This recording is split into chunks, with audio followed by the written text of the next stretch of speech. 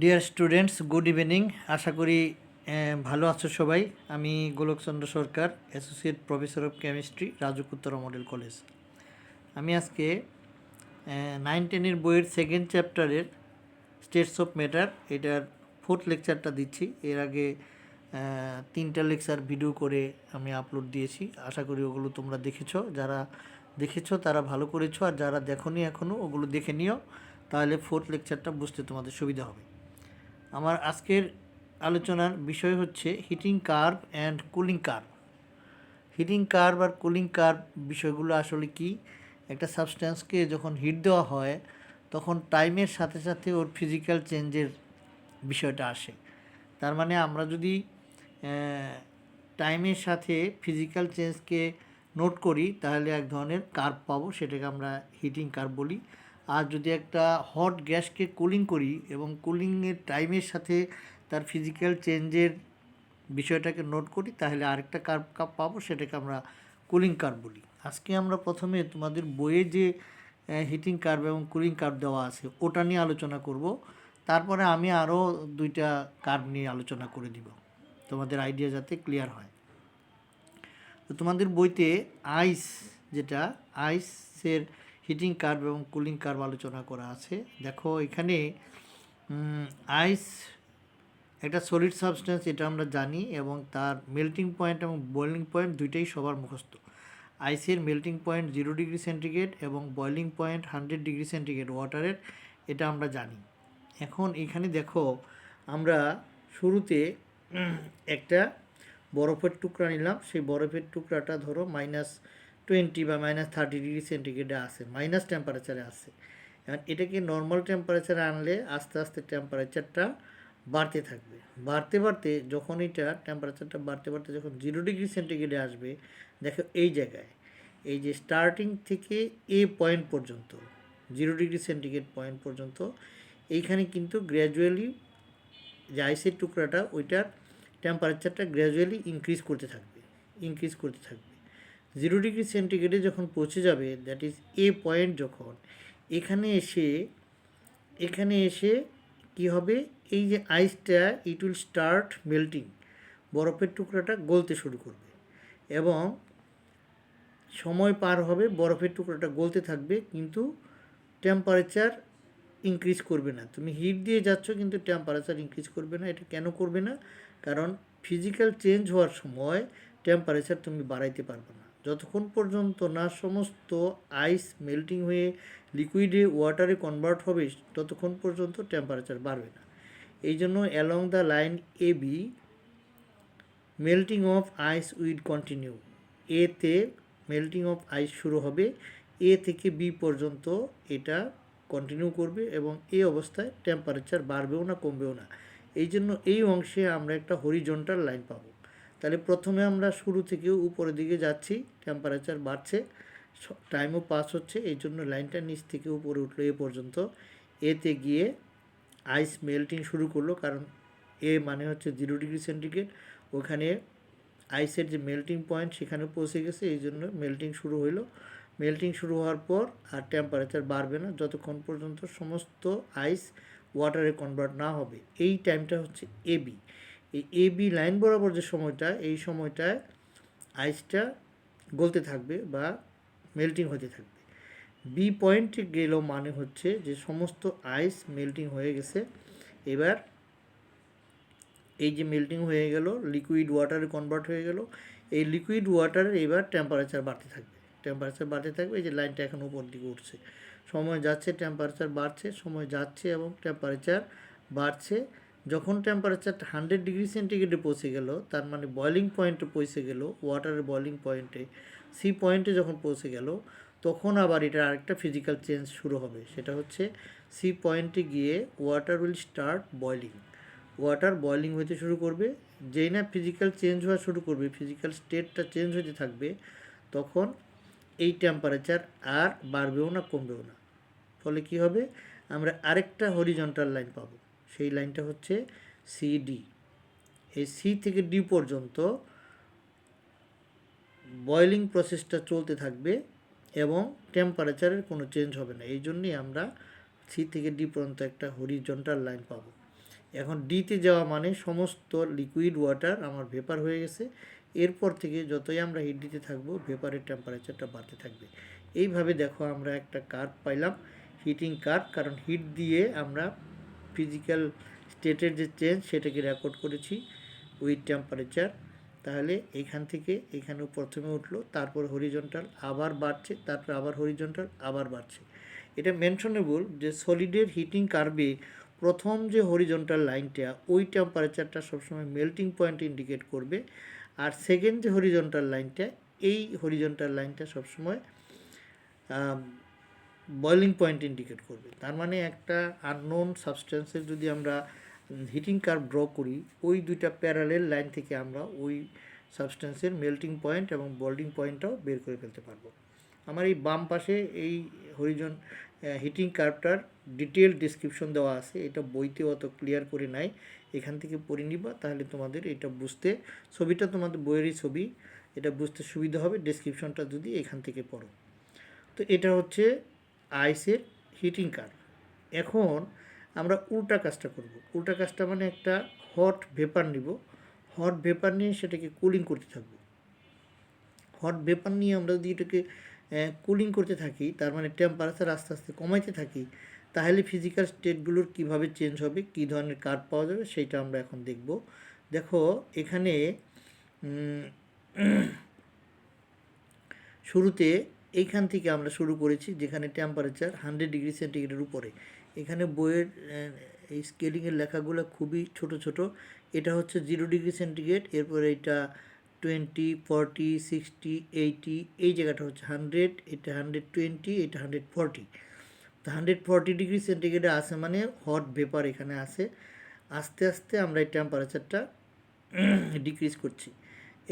এই শুরু থেকে বি পর্যন্ত আমার পয়েন্ট বি পর্যন্ত, মানে এ থেকে শুরু করে পয়েন্ট বি পর্যন্ত হট ভেপারের টেম্পারেচার গ্র্যাজুয়ালি ডিক্রিজ করছে। যখন বি পয়েন্টে এসে গেল টেম্পারেচার, তার মানে এটার বয়লিং পয়েন্টে যখন টেম্পারেচারটা আসলো 100 ডিগ্রি সেন্টিগ্রেডে, তখন কিন্তু এই হট ভেপারটা এটা কনডেন্স করা শুরু করে দিবে। কনডেন্স করা শুরু করে দিবে মানে লিকুইড হওয়া শুরু করে দিবে। এই বি থেকে সি পর্যন্ত যে সময়টা, এই সময়ের মধ্যে সমস্ত হট ভেপার লিকুইড ওয়াটারে কনভার্ট হবে। আবার যেহেতু এখানে ফিজিক্যাল স্টেটের চেঞ্জ হচ্ছে, ফিজিক্যাল স্টেটটা গ্যাস থেকে লিকুইডে কনভার্ট হচ্ছে, এই জন্য এখানে টেম্পারেচারের কোনো চেঞ্জ হবে না, মানে বাড়বেও না কমবেও না। এই জন্য আমরা এখানে একটা হরিজন্টাল লাইন পাবো। এখন সিতে পৌঁছাইছে মানে হলো যে সমস্ত হট ভেপার লিকুইড ওয়াটারে কনভার্ট হয়ে গেছে। বলে রাখি, এই যে বি থেকে সি যে লাইনটা, এখানে কিন্তু দুইটা ফিজিক্যাল স্টেট কোএক্সিস্ট করবে। একটা হচ্ছে গ্যাসিয়াস স্টেট, আরেকটা হচ্ছে লিকুইড স্টেট।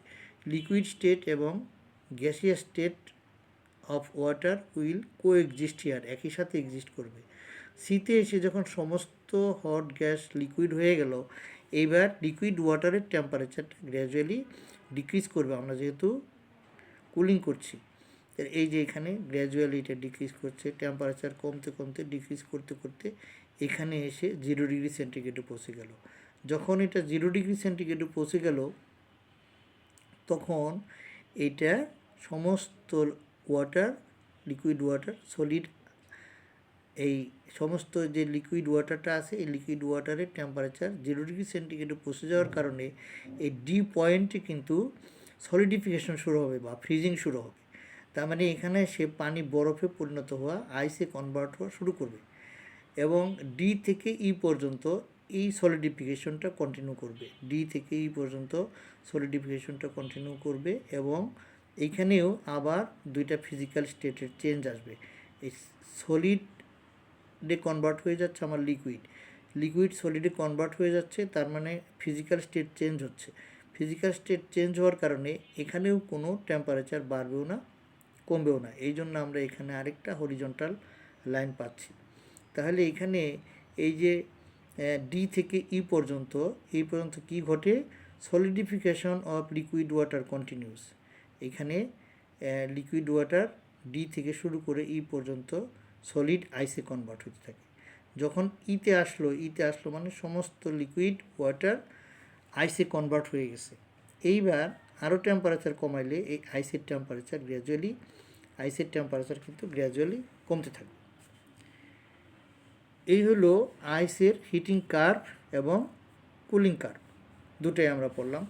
এখন পরীক্ষার সময় সবসময় যে আইস আসবে এমন কোনো গ্যারান্টি নাই। যে কোনো সাবস্টেন্সের হিটিং কার্ভ অথবা কুলিং কার্ভ পরীক্ষা আসতে পারে, সেটার জন্য তো আমাদেরকে তৈরি হতে হবে।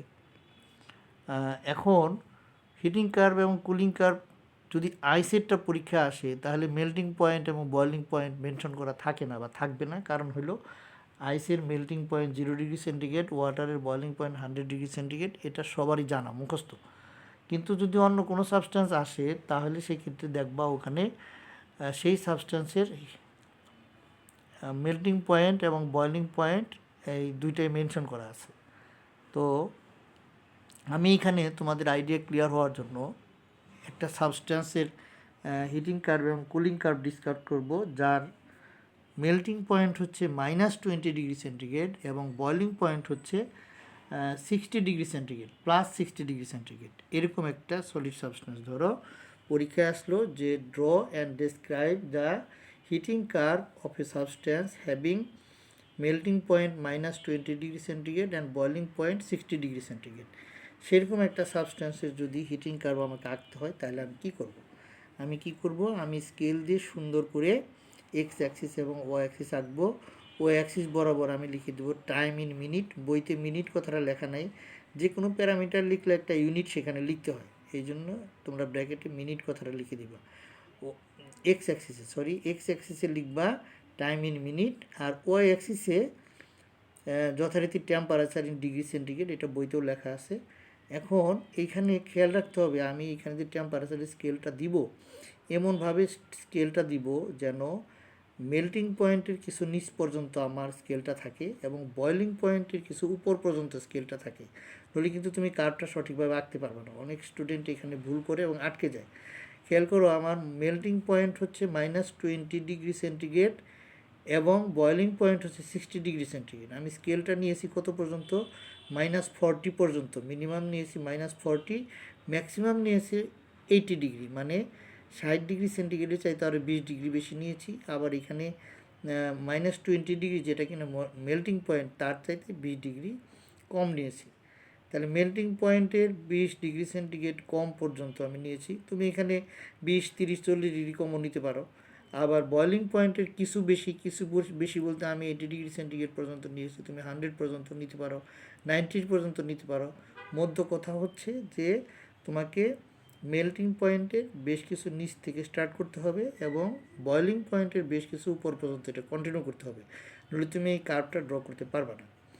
এখন দেখো, এটা যেহেতু হিটিং কার্ভ, আমি সাবস্টেন্সটার মেল্টিং পয়েন্ট -20°C, আমি স্টার্ট করেছি -40 থেকে।